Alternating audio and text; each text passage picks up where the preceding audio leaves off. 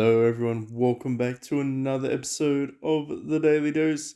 This evening, here on the Big Daddy account, the Warlord account for PB, we will be jumping into the arms race event. Now, I have to give you a little bit of a preface here. Yeah, it could be triggering. Not gonna lie. So if you're visiting and wondering whether or not this is a free to play, a friendly game, to some extent it is, but let's be honest. If you really want to get ahead, I'd probably say as a free to play, jump onto the Korean servers and have a good time there. If you're curious about that, join our Discord, and the Hawaiian man himself will probably post you the links depending on which device you're playing on. If you want to jump in and play with us on the Korean server as a free to play, that is a option. But for those that do it in the global style, we have the arms race up. Nothing's changed. There's no change to the concepts. If you're new and you're just thinking, what is this about?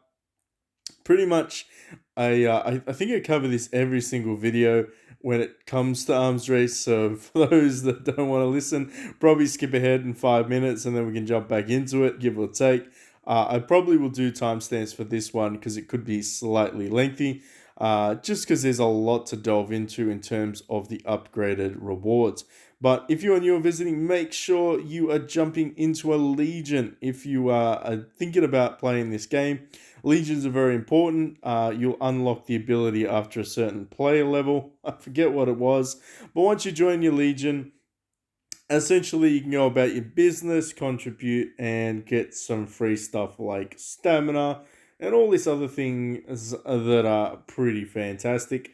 I'll just grab these while I'm at it, and why don't we just craft one thing? Here's an example. It really won't take you very long in terms of just what your daily grind will be, but it does offer you some security in numbers in Siege, and obviously you can coordinate events together. Biggest advantage is being able to claim this chest. It really is. You're going to get free gold, free merits, and of course, if you're in a whale guild or the best guild on the server, chances are you're probably going to get even more free gold and free ultimate merits. Now, in terms of contribution, you're going to be able to essentially do your daily missions, and these ones line up with your normal missions, which you should be doing anyway. But I think it's just an additional thing. Now, if you're like me and you're impatient, and you just want to smash it out day one, day two, that's absolutely fine. Or you can, progressively do this over the next couple of days. Be aware though, there is a limitation in terms of the timing. So the server-wide Legion event for Arms Race is only going to operate for 2 days. So there's 1 day and 5 hours left. And the cross server, which is the same concept, but you verse other people in your regions, that's only going for 1 day as well. So realistically, you should probably be trying to get these ones maxed out in 2 days, just so you don't miss the good rewards. Now, talking about rewards, when you get on the leaderboard, they have actually updated what is now available. Now, prior to this, you couldn't get chests with these things in it. You couldn't get any of the chests with the actual shards in it, which is the Thunderfire shards. Are they actually thought Thunder Feather? No, Thunderfire Feather shards. Fuck, that's a tongue twister. You couldn't get them prior to this. Now you can after the update, and they've spruced it up a little bit more by giving you now 2 of these chests with the options to grab that. You couldn't previously get 2 of these chests. To get these Thunderfire Feathers out, you could only get 1, kind of making it an expensive endeavor to invest in.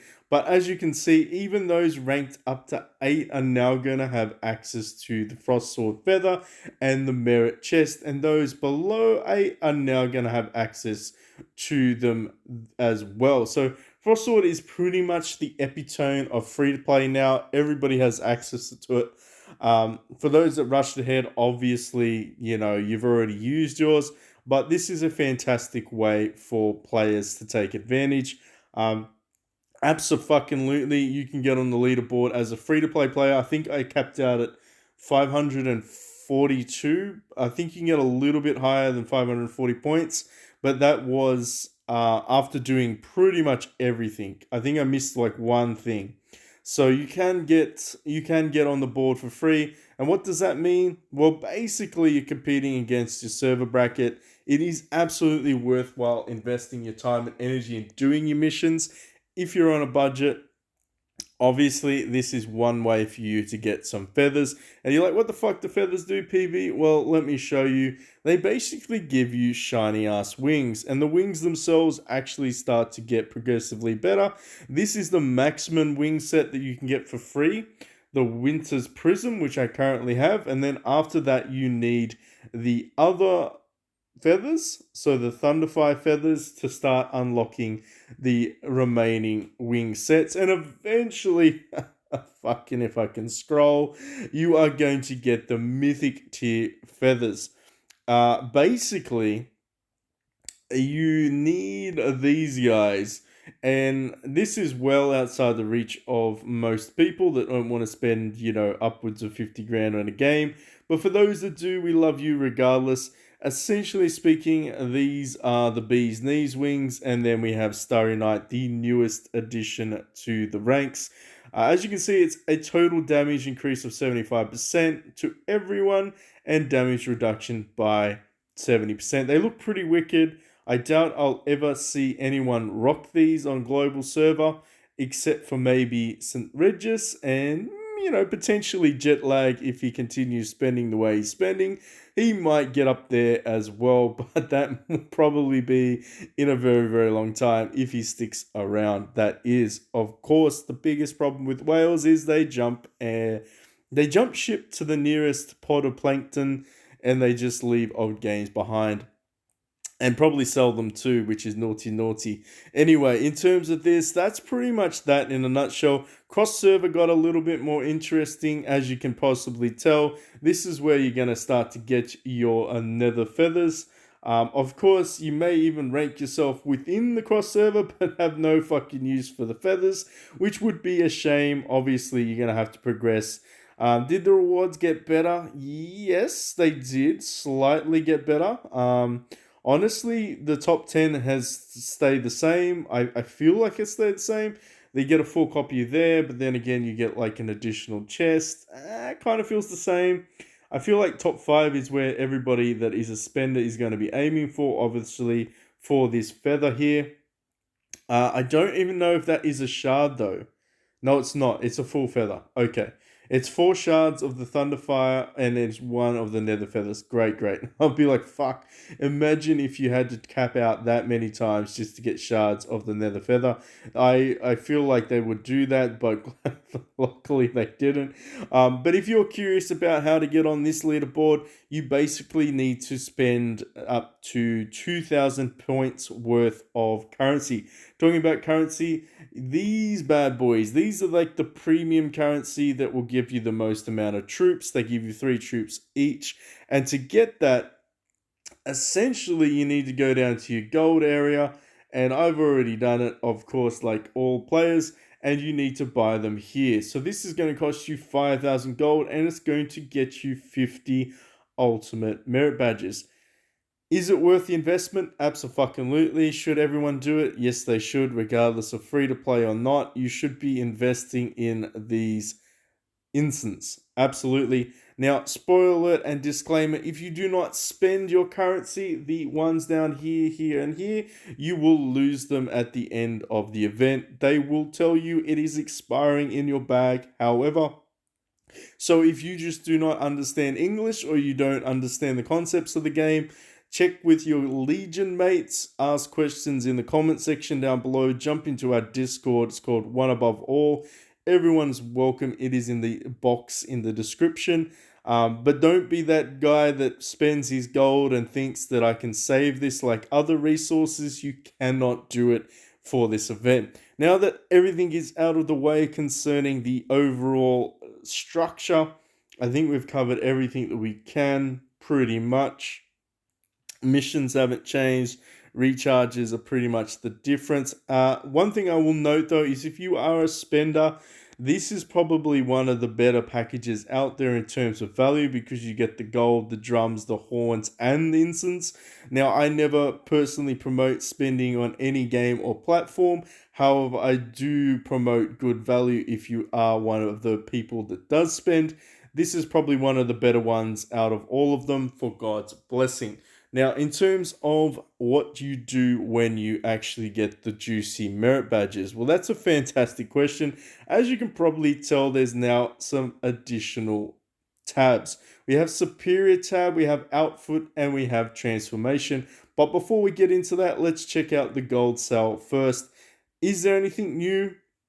Is there anything exciting? PB is going to say that's a negatory. I do think that me buying the selection chest helped me in the long run. However, as you can probably see, they don't have Lu Bu, Guan Yu, Zhao Yu, or old mate Sao Shao. Now, that's the problem because I'm at that stage of the game where I need those and I can only get them from certain events, such as the transformation. So I'm actually going to skip out on buying them this time around. In terms of the normal merit badges, this is pretty stock standard. They haven't really introduced too much else. I feel like they've got, maybe they introduced this one. I can't remember if that was in there as well. But essentially speaking, they've allowed us to get a little bit more bang for our buck. If I was a betting man, I would say majority of players will eventually land on the relics and the engraving crystals because you're going to need a fuck ton of those in order to progress your character's gear and character's relics all the way up to, I believe it's dragon. Is it dragon or phoenix? I can never fucking remember. Let's have a look. Engrave phoenix. Yeah, it's dragon. Yep. So you're going to need a bucket load of those bad boys. So I'd say majority of players mid to late game are going to start to buy those. Alternatively speaking, though, if you are curious about it, if you're an early game player, make sure you're just grabbing out your weapon shards and start building towards those. Finish off any of your epic heroes to 7-star that you haven't already, and then start to transition across to your beast pills. Of course, keep in mind you'll probably start to want to buy some of these ones as well when you get to that level. It won't be for a little while in the game, let's be honest, you're not going to go through your basic sets just yet. But when you do, that is a godsend. Would I buy the ultimate beast pills with them? I would just wait and use the bronze ones now. So this is actually fantastic value. I'm just going to grab those ones right there because there's realistically nothing that I want at the moment. I don't know what Ascension Stones do just yet. I'm pretty sure I have an idea what the accessory is because of the Korean server, but we don't have access to it at least for another good 5 days, 6 days. Anyway, that's pretty much it. There's not really too much to discuss for the normal sales. If you have any questions, again, links in the description. Hit us up in the chat box. This is where things get a little bit spicy. With the Superior, we now have access to the Thunder Feather Shard. Spoiler alert, you need 3 of these bad boys to form 1 feather, but 1 feather is enough to advance us into the blazing glory. And of course, then we get the Netherese Phantom after that as well. So is it an investment that's worthwhile doing? It depends. It truly depends on where you are within the game. I would never say there's a right or wrong answer to this. My opinion has always been that I use this event for charms. And obviously, I'm going to make allowances and keep progressing in terms of my wings and the additional bonuses that you can get from wings. They're definitely substantial. However, sometimes it just feels like when you're fighting, you just need that little bit of oomph. And luckily for us, we can now see that the mythic charms have appeared. Of course, these are on contingent that you have to have built the corresponding heroes, and being SP heroes and no event has dropped yet, it is highly unlikely that many players have 2 of the corresponding ones. However, if you do have those or you're looking to get these later on down the track, you're going to need 110 shards, which means, essentially speaking, you cannot buy that full set just yet. When I think about this, I think, man, How bad is that? So it's going to cost you 250 merits. Oh, you can. Thank goodness. Huh. I'm looking at it going, there's no way they stuffed this up, but they didn't because you can purchase 11. That's good. So it's going to cost you 275 of the ultimate merit badges to get that shit done. I was like, man, if they really did that, there would be some complaints going on right about now. But in terms of how like powerful these guys are, obviously this is Yuzhgao, that's the Shu nation, and this is Chaoji, which is of course the Wei nation. So the combos together, I mean, they're probably going to obliterate most people anyway. But what do they actually do? Dispels one buff from target, reduces all enemies' damage reduction. If the target has a debuff, then you deal extra combo damage. Is there a demonstration? Let's check it out together. Cleansing Wind. I assume from the word cleansing that tells us all. Attacks 3 random enemies, extra damage, dispels debuffs, reduce enemy damage reduction. Very cool. It's not a DPSC charm, which is fine. I feel like this might be a DPSC charm. Obviously, we've got Lu's daughter Lu, and of course we have the Tyrant of them all from the Wu Nation Sun. Um, yeah, okay. Let's have a look and see what you do. Back row damage, interesting. Ignores defense, love that. Increases back row ally attack and defense by 10%, which will stack quite nicely with the Divine Dragon. Reduces all damage to enemies. Reduce all enemies' damage increase. So it's a debuff as well. And then you do extra damage if the target has higher HP. Interesting. Let's have a look to see what you actually do, though. Ooh, spicy. All right. Well, it obviously that's the path that the development team wants to go down. I don't really know if that's going to necessarily be a game changer. I can only speculate that it's going to be quite lethal with the whole, you know, additional damage and back rows being really painful for the Warlord Nation to kill. And of course, the Wu Nation specializes in back row damage, so maybe this is the additional burst they need. I'm kind of leaning towards this though. I feel like this with the Dispel might actually be pretty powerful. I'll have to wait and see what the next generation of Mythic Heroes are first before I jump in, and over invest. I want to say that's probably one of the biggest risks is over investing. We kind of want to just chill and wait and see a little bit. Of course, there is the other things that are generally available. You've got your legendary charms. If you still need to grab some of the copies like I do for this account, I need to get, where are you? I need to get some more Moonlight Dance. I need 110 shards. Wish me luck. It's going to cost me a little bit of money to get that.